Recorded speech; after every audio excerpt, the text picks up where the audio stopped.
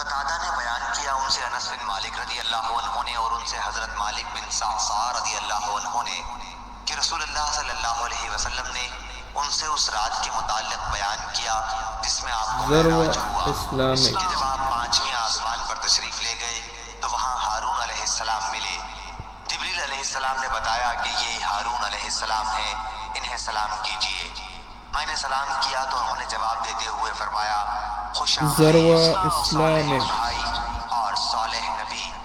اس حدیث کو قتادہ کے ساتھ ثابت بنانی اور عباد بن ابی علی نے بھی انس رضی اللہ عنہ سے انہوں نے حضرت صلی اللہ علیہ وسلم سے روایت کیا ہے۔ صحیح بخاری حدیث نمبر 3393۔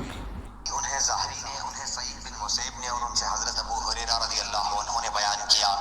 کہ رسول اللہ صلی اللہ علیہ وسلم نے اس رات کی کیفیت بیان کی جس میں آپ کو معراج ہوا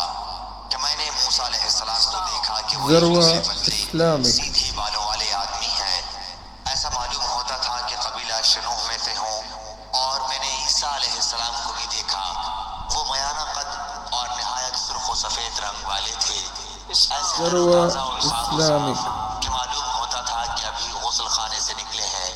اور میں ابراہیم علیہ السلام سے ان کی اولاد میں سب سے زیادہ مشابہ ہوں۔